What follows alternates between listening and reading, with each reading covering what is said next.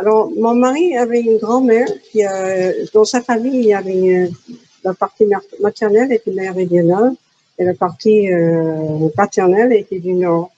Et sa grand-mère habitait Vence. Et nous sommes allés loger chez elle quelquefois. Et elle avait un jardin qui était complètement traditionnel, négligé aussi, mais avec beaucoup de charme. Et j'ai encore des bergénias qui viennent de ce jardin. Et dès qu'elle est morte, ça a été vendu. Il y a un grand building là maintenant. Et pendant que j'étais là, j'ai contacté des gens. Et le premier grand jardin que j'ai visité était la Chèvre d'Or. Et c'est là où j'ai compris ce que pouvait être un grand jardin très personnel, mais en même temps très contemporain. J'avoue que le côté historique ne m'intéressait pas trop. Je voulais savoir ce que les gens faisaient au moment où j'ai commencé moi-même. Mais les personnes que j'ai croisées au Chèvre d'Or m'ont envoyé au Barou, où il y avait le Jazz Créma qui appartenait à une baronne anglaise. Et donc, j'étais au Jazz Créma et je voyais que cette personne qui était une vraie jardinière, qui avait un œil, une connaissance des plantes assez très poussée, elle m'a beaucoup appris aussi. Mais surtout, ce que j'ai retenu de ce jardin, c'était que dans plusieurs livres, dans beaucoup d'autres livres que les miens d'ailleurs, mais c'est qu'elle avait déjà fait un rapport avec le paysage aux alentours.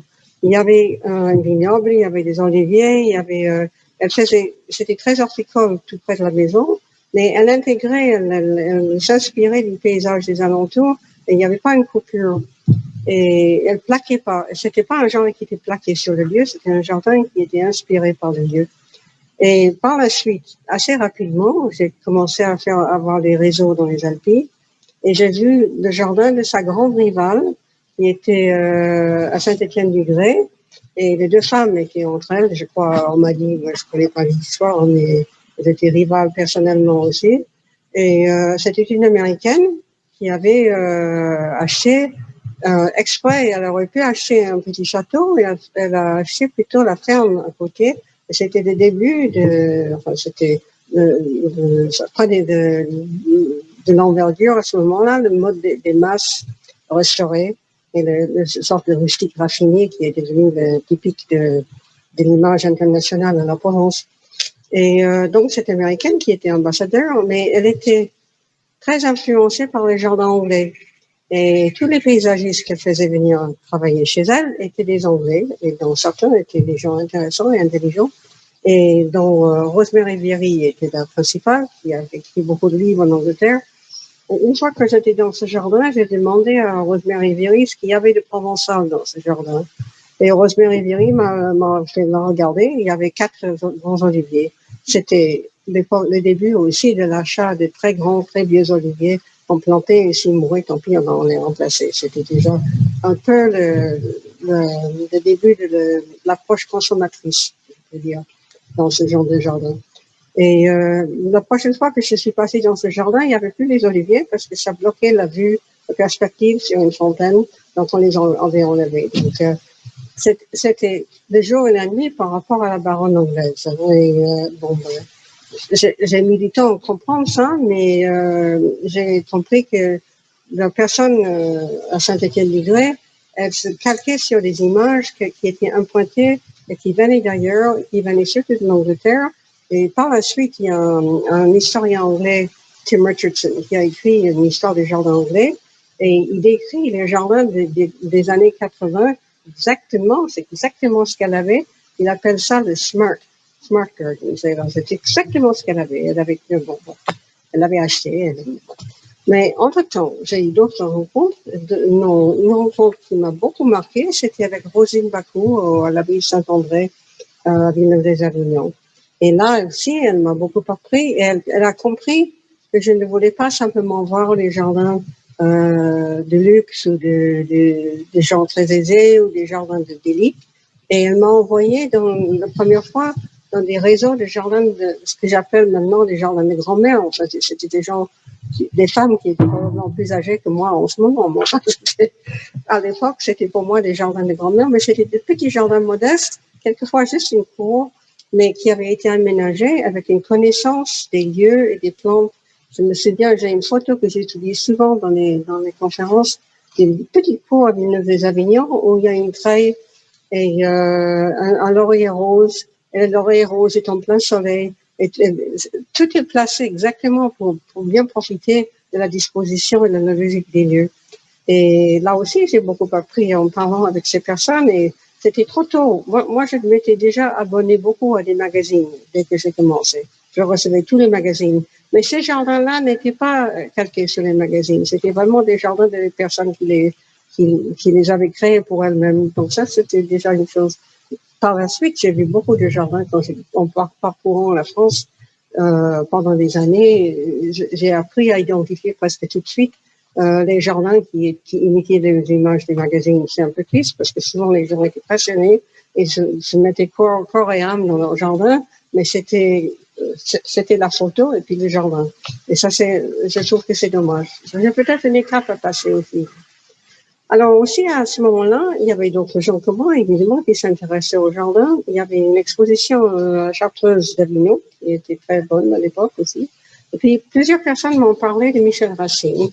Et ils m'ont envoyé à Michel Racine, qui écrivait, il a fait 2 livres, Les Jardins de Provence et Les Jardins de la Côte d'Azur.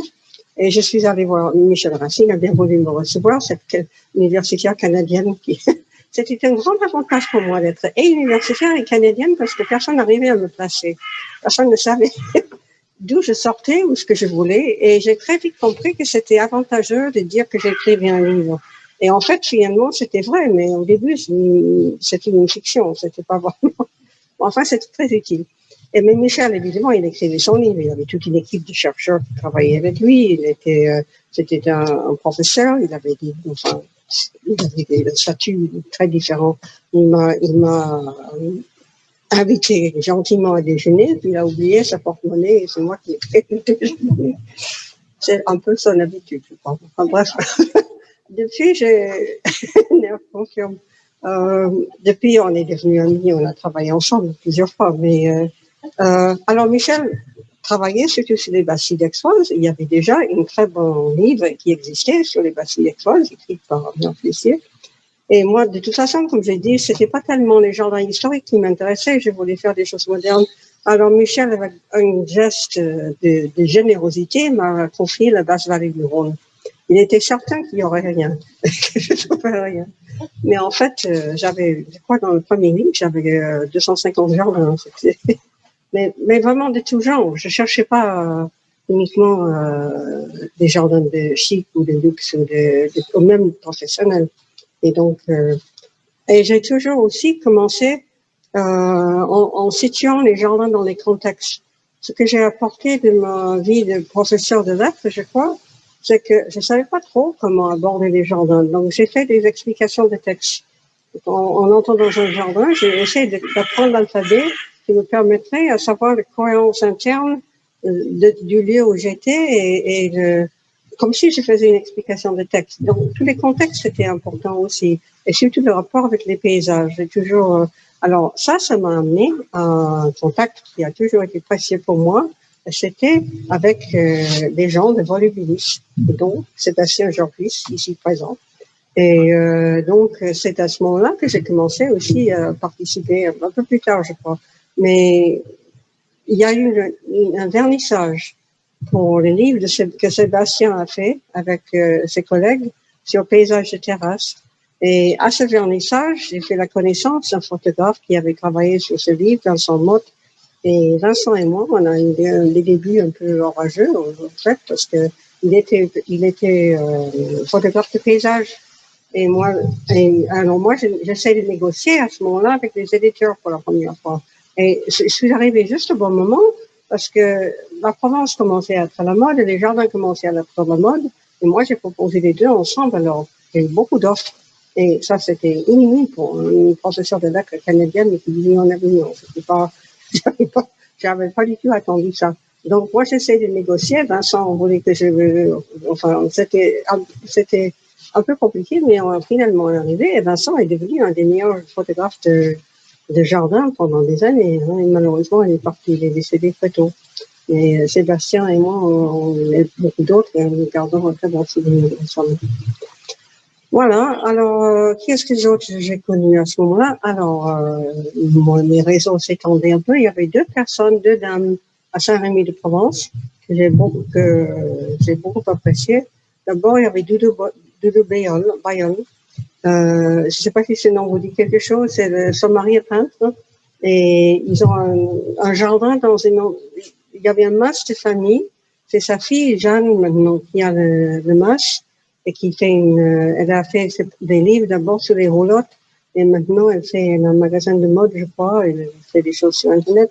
Mais sa mère, ses parents ont construit une maison un peu moderne au milieu d'une verger de cerises, de cerisiers. Et ils ont fait un vrai jardin de grand-mère. Et là aussi, c'était quelqu'un qui connaissait bien les plantes. Et j'y allais souvent. Et j'espère que ce ne sont pas des commentaires critiques. Alors, c'est à cette époque-là aussi, j'ai commencé à montrer des jardins parce que les livres ne m'ont jamais suffi pour vivre. Et petit à petit aussi, avec mon mari, on quittait l'enseignement. Mais donc, on a commencé à organiser des visites de jardin. Et Lulu Bayol nous a toujours bien reçus. Et d'autres personnes aussi, qui étaient Nicole Martin-Rager, qui avait à Saint-Étienne-du-Grès une ferme qui appartenait, je crois, à la famille de son mari, et où le fermier délaissait, en vieillissant, délaissait une parcelle après l'autre, et Nicole reprenait et faisait un nouveau jardin chaque fois qu'elle pouvait avoir une partie du terrain. Donc j'allais souvent chez les deux. Chez les Bayols, c'était. Maintenant, ils ont élargi, je trouve que c'est moins joli que de départ. Mais j'ai eu l'occasion, je ne sais plus dans quelle année, c'était au début 2003, par là, le consul belge sur la Côte d'Azur m'a demandé de faire visiter des jardins en Provence, une journée dans les Alpes pour les souverains belges. Et nous avons commencé par du Bayol et nous avons commencé par le plus petit en finissant par le plus luxueux, le plus grand. Et c'était facile de commencer par les Bayol parce que comme ils avaient une galerie dans le jardin, il y avait des panneaux. J'étais sûre que tout le monde allait se retrouver au bon endroit pour le départ de la journée. Et alors, bon, c'est une petite promenade et tout. Et puis le roi s'est retourné, il m'a dit, mais où est le jardin? Il n'avait jamais vu un jardin comme ça. Ça correspondait pas du tout à son idée de ce que pouvait être un jardin. Donc, c'était fait dit en toute innocence. Hein. C'est pas du tout pour être méchant ni rien. Pour lui, ça ne veut rien d'un jardin. Mais beaucoup de gens l'ont apprécié dans les peintures de son mari d'ailleurs aussi. Nous avons fini cette journée aux confines de Doménica Focade. Donc, on a fait 5 jardins, je crois. C'était au mois d'août, qui n'était vraiment pas indiqué du tout, mais c'était le seul date possible. Enfin, chez les Martin-Rager, c'est une famille que beaucoup d'entre vous connaissent, je crois. Et donc, le fils, Gilles Martin-Rager aussi. Je pense que tu le sais peut-être, que les enfants l'ont repris, je crois, maintenant. Et ils vont l'ouvrir au public de nouveau. Pas cette année, oui, parce que c'est une année difficile. Ah, ouais. L'année prochaine, alors, oui. Alors, ce que j'aimais bien là aussi, c'était le fait que ça avait été un lieu de production et qui était aussi un lieu qui était devenu. À l'époque, on avait cette distinction horrible qui venait directement des jardins anglais, c'était entre les jardins d'ornement ou d'agrément et des jardins de production. Mais justement, le Vallon-Rager n'a jamais fait cette distinction. Ils ont gardé les oliviers, ils ont gardé Et j'aimais bien aussi le fait qu'on trouvait partout, ici, là, un ballon de foot ou une balançoire ou une évidence que le jardin était un endroit pour vivre. C'était pas fait pour les photos, c'était pas fait pour. J'ai les photographes qui faisaient des photos, mais c'était pas le but du jardin. Le but du jardin, c'était d'avoir une vie familiale riche et continue. Une autre personne que j'ai rencontrée dans le début, c'était encore à Saint-Étienne, mais d'un autre côté, Et elle s'appelait, à l'époque, elle s'appelait Mademoiselle de Brignac. Et elle avait une ferme. Et c'était une ferme de production. Et c'est là, je pense à ça à cause de cette idée de d'agrément et de productivité. Mais elle m'a assuré qu'elle n'avait pas de jardin. Et j'ai beaucoup entendu ça dans mes livres. Beaucoup de gens m'ont dit, oui, mais vous pouvez venir, mais moi, j'ai pas de jardin. Et c'était presque toujours parce il y avait un côté productif, il y avait un côté alimentaire. Alors, dans le livre, j'ai choisi ce lieu pour l'introduction et je l'ai appelé Ceci n'est pas un jardin. Et alors, j'ai expliqué ce qu'elle m'a dit et puis j'ai expliqué ce que je voyais autour de moi. Et comme les dispositions de l'ombre, le soleil, les bulles de sauvage dans l'herbe, la floraison des cerisiers, les haies à hauteur différente. Enfin, c'était très élégant et c'était très, je ne peux pas dire naturel, mais c'était très dans le vécu des gens qui l'habitaient. Et moi, j'ai adoré ce lieu. Et puis, je trouve que j'ai toujours pris, depuis mes débuts, je crois, le mot jardin, pour moi, n'est pas un mot exclusif. Si les gens estiment qu'ils vivent dans un jardin, et dans ce cas-là, même quand ils ne le reconnaissent pas, parce que j'osais lui dire qu'elle avait un jardin, mais enfin, le jardin, c'est un mot très ouvert qui peut couvrir beaucoup de choses contradictoires. Et il n'y a pas les élus qui ont des jardins et puis tous les autres, c'est pas vraiment ça. Et donc, le même jour où j'étais chez elle et qu'on a discuté, je lui ai dit elle avait un grand bouquet, je crois que c'était simplement du laurier éteint qui était dans la cheminée. Elle profitait bien aussi de son jardin. Mais juste à côté, il y avait un autre mas, Altaves, des Mille Garçons, que j'ai rencontré pour la première fois. Vous savez que c'était un grand agent immobilier et qu'il avait choisi, parmi les propriétaires qu'il pouvait avoir, il avait choisi celui-là. La disposition était exactement la même, exactement très proche de la disposition chez Mademoiselle Brignac. Et il y avait des grandes arbres aussi, il y avait aussi des parties. Ce que j'ai apprécié aussi, c'était l'organisation en étage des plantes persistantes qui meublaient en hiver, et puis les grands arbres feuillus qui protégeaient en été, mais qui étaient ouverts. Et là, c'est là aussi, à cette époque-là, où j'ai commencé je mélange un peu tout là. La treille est devenue pour moi une sorte de symbole des jardins de Provence, parce que tout le monde en avait une, et beaucoup de gens avaient les mêmes plantes, le glycine et une vigne. Et c'était une chose qui était à la fois extérieure et intérieure, qui mariait les deux, qui n'était ni architecture, ni végétation, qui brouille ces distinctions-là. Mais c'était surtout quelque chose qui était fait pour le plaisir de tous les sens. Et c'était fait pour protéger du soleil, pour donner de la fraîcheur. C'était fait souvent, il y avait du raisin à manger, il y avait l'odeur de la glycine, c'était très fin comme trouvaille, la treille traditionnelle provençale. Et ça, c'était tellement différent des images qu'on avait des jardins anglais dans les magazines qui étaient faits surtout, et qui le sont toujours, je crois, faits pour être photographiés. Ils sont vraiment faits pour être vus et être vus de l'extérieur. Et qui ont du gazon au milieu et qui sont on marche en ligne pour voir des mix borders. Et même les jardins aujourd'hui qui s'appellent naturalisants sont faits dans ce modèle de peinture. Donc, je trouve que c'est pas approprié pour le Sud et que de plus en plus c'est pas approprié pour la planète non plus. Et là, c'est ma propre petite bataille. Enfin, donc ça, c'était des personnes qui m'avaient beaucoup influencé. Et puis, je vois que sur l'affiche, pour cette conférence, il y a aussi un jardin qui n'est pas dans cet endroit-là, mais dans le Var. Et c'est le jardin de Mireille Ferrari, qui est aussi une femme admirable. Je ne l'ai pas vue depuis il y a 3 ans, je crois. Elle a eu des incendies sur la côte. Je dois dire que, comme le Bassereil du Rhône était devenu mon terrain de chasse, j'ai pas beaucoup d'exemples de jardins au bord de mer. Et quand j'ai fait une conférence une fois à Marseille, on me l'a rapproché. On dit, la mer, il n'y a pas de mer.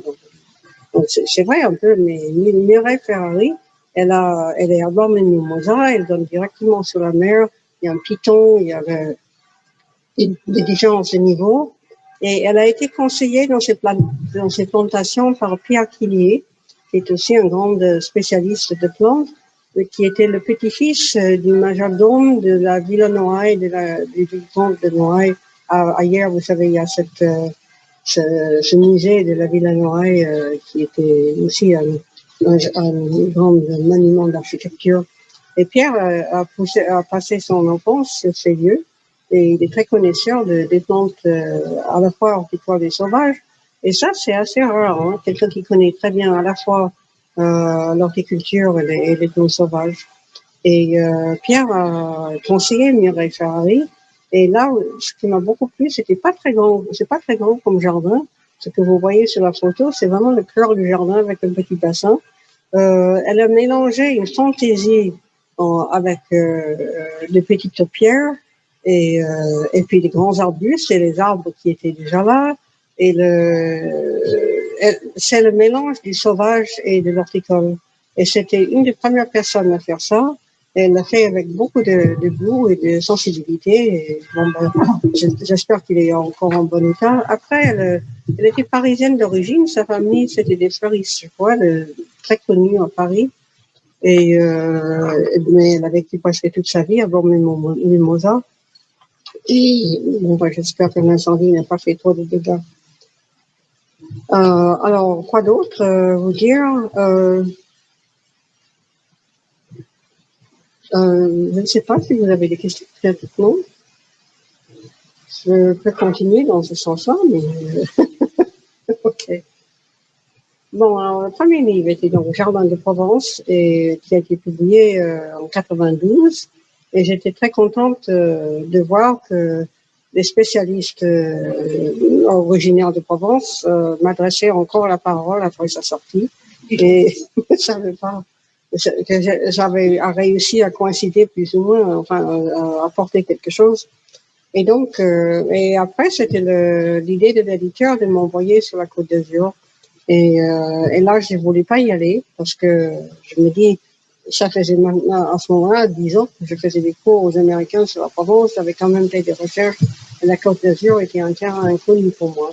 Et en fait, c'est un lieu où il n'y a pas du tout le même genre de racines, c'est pas des jardins à base d'agriculture. Mais en fait, je me suis trouvée dans un lieu où tout le monde était à peu près fou et que chacun faisait ce qu'il voulait. Et il y avait beaucoup donc vous savez, beaucoup de jardins d'acclimatation. Je ne peux pas dire que j'ai connu tellement de femmes à ce moment-là, avec une exception importante qui est Nicolas Boireau. Nicolas Boireau est à Fréjus. Elle a écrit 3 livres, je crois, sur les jardins de grand-mère. Et les jardins de grand-mère, c'était un peu ce que j'avais rencontré déjà dans les débuts des Avignon. Mais Nicole m'a montré une filière. Il y avait encore sur la Côte d'Azur à cette époque-là, où il y avait tous les grands jardins légendaires, il y avait quand même beaucoup de personnes privées, pas uniquement des femmes d'ailleurs, qui avaient des petits pépiniéristes qui connaissaient les plantes et qui échangeaient des cultures et qui mettaient à l'entrée de la porte, servez-vous. Nicole faisait ça avec ce qu'ils avaient de trop. Enfin. Et là, c'est elle qui m'a fait connaître ça. Et son jardin s'appelle la pomme d'Ambre. Et je crois que c'est encore, là aussi, sa fille est devenue décoratrice et qui m'envoie des mails de temps en temps, mais le jardin vaut le coup elle, Nicole, était l'image même de ce que je dirais, j'y pense de plus en plus à cette idée de la grand-mère sorcière, un peu. Celle qui connaît pas seulement les plantes pour les planter pour leur beauté, mais aussi leur qualité. Elle était arboriste, elle connaissait tous les usages des plantes. C'était un peu l'aspect ethnobotanique aussi. Et d'ailleurs, l'ethnobotanique, comme vous le savez, a été beaucoup développée à la même époque au Prieuré de Salagon, qui était aussi une autre influence pour moi tout au début, avec Pierre Lietadi et tout l'équipe de Salagon. Et voilà, alors, après j'étais obligée, ça s'est trouvé que j'ai fait des livres sur les jardins dans d'autres régions. Et j'ai commencé à faire aussi des conférences à l'étranger où je présentais les jardins français parce que j'ai découvert que les Anglais, surtout, mais même les Américains, les Australiens, tout le monde croyait qu'en France, on ne faisait que les mini-Versailles. Il n'y avait que Versailles qui servait de modèle. Il y avait le jardin anglais, c'était naturel, et le jardin français, c'était formel. Il y a beaucoup de gens qui le croient encore. Hein. Et donc, j'essaie de changer les idées là-dessus. Et j'ai fait une catégorie sur les jardins de grand-mère. Et une fois, quand j'ai fait une conférence à New York, au jardin de Brooklyn, New York Botanic Gardens, et il y avait des élèves, il y avait des stagiaires. Et 2 élèves sont venus me voir après la conférence et ils m'ont dit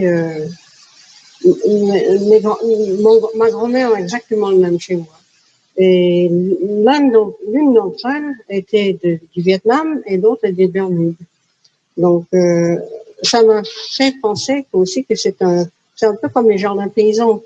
Et les jardins paysans sont souvent, je crois, un peu partout, ce sont les femmes qui s'en occupent. Comme les hommes, les femmes sont souvent dans les champs aussi. Et en plus, elles ont souvent de petits jardins à côté de... C'est très, très différent du jardin de cottage. Hein. Le jardin de cottage est une invention littéraire de poètes et de peintres qui est aussi fait pour être photogénique. Il n'a rien à voir avec les racines paysannes. Voilà, donc ça m'a fait penser. Alors, et autre, je finirai avec ce que je fais actuellement. Dans les années 90, j'ai voulu écrire un livre sur les jardins naturels. Et j'ai une liste de contacts. Je suis allée voir plusieurs jardins. Je voulais le faire aux États-Unis et aussi en Europe. Il y avait Priona, un jardin que j'aime beaucoup en Hollande. Il y avait, mais j'ai jamais réussi à trouver un éditeur.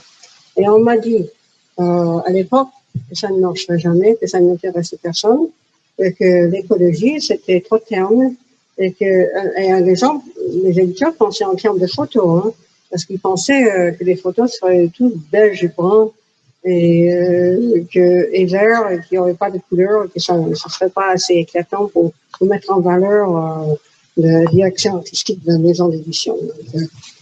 J'ai dû faire une croix là-dessus. Mais une chose qui m'est arrivée dans le 96, deux voyages différents. Une fois aux États-Unis, toujours à Seattle, il y a un grand paysagiste, Rick Hagg, qui a fait un jardin dans la forêt pluviale à Seattle. Et c'est un jardin, c'est drôle parce que le financement vient d'un des grands barons des coupes sèches de forêt dans les États-Unis. Comme il avait une mauvaise conscience, il a fait un jardin écologique à Seattle. Et nous étions en train de regarder, il y avait une réserve pour les oiseaux, et tous les chemins pour visiter cette réserve étaient en creux. Il fallait cacher la présence humaine. Et tous les jardins étaient quand même faits en fonction de la disposition déjà existante du lieu, du climat, de la végétation. C'était très en harmonie. C'était pas du tout plaqué sur le lieu. Mais le paysagiste supposait que l'être humain était un intrus. C'était toujours l'idée que le jardin naturel est un lieu où l'être humain n'a pas le droit d'être. Il doit se cacher, il peut observer. C'est déjà exactement la même chose dans Rousseau. Hein. Dans le jardin de Julie dans Rousseau, il y a une réserve d'oiseaux, il faut contourner de la même façon. Et là, après, je me suis dit, mais flûte alors, si nous faisons partie de la nature, nous avons le droit d'avoir nos chemins aussi. Nous avons le droit d'avoir l'habitat et si nous sommes des animaux, tous les animaux ont de l'habitat et des chemins. Donc ça m'a fait... Bon, et puis peu après, je suis allée en Hollande et j'ai eu la chance, pas en concours de circonstances extraordinaires, c'était au moment où les Anglais découvraient les jardins hollandais de Piet Oudolf et compagnie. Et c'était un groupe qui s'appelait Perennial Perspectives. Et il y avait tout le gratin des paysagistes anglais qui se demandaient encore que venaient faire là une universitaire canadienne.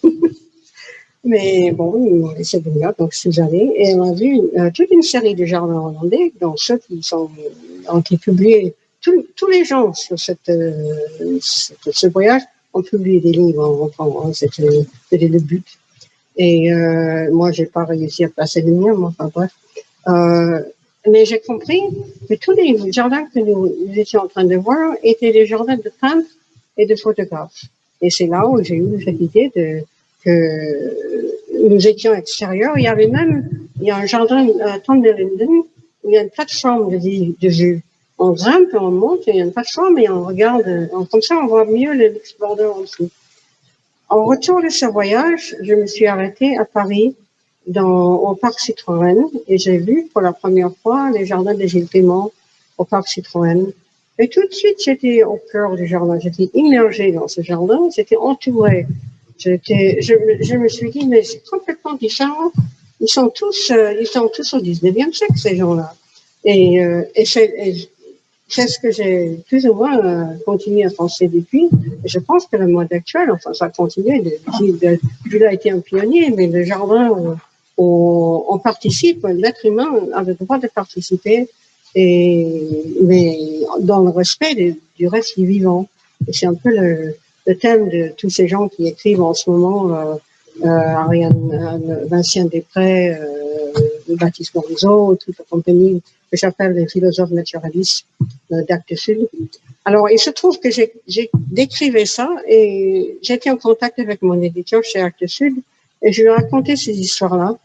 Et j'ai dit, pourquoi est-ce que Després et Morisot et toute cette bande-là, ils ne parlent jamais de jardin? Ils parlent beaucoup de forêt, ils parlent beaucoup d'arbres, ils parlent de rivières, ils parlent de tout ça, mais personne ne parle jamais de jardin dans le contexte de ce qu'ils appellent l'ensauvagement. Alors elle m'a dit, mais fais-le, écris le livre. Donc je suis en train de faire un livre qui s'appelle Le jardin ensauvagé. Et la première chose que je vais faire, c'est contester mon titre et dire qu'est-ce que ça peut bien vouloir dire un jardin ensauvagé. Mais comme j'ai dit, j'ai toujours écrit des livres sur des choses qui n'existent pas vraiment, donc, comme le jardin de Provence. Alors, ça va. Je suis en plein dedans et c'est très amusant. Mais, c'est aussi, je crois, très utile, très nécessaire maintenant d'imaginer les jardins comme faisant partie pas simplement pour notre plaisir personnel, mais aussi comme faisant partie d'un effort. Même le plus petit jardin peut être une refuge, une sorte d'îlot de nature. J'ai déjeuné avec Marc Serra à midi et il me dit que il a son terrain à Nove où il a sa collection de sculptures. Et tout autour, c'est l'agriculture industrielle. Et lui, il laisse pousser, il tond une fois par an. Enfin, et évidemment, c'est très précieux pour toute la vie qui disparaît. Et voilà, je crois que je vous ai apporté, vous êtes jusqu'au présent là.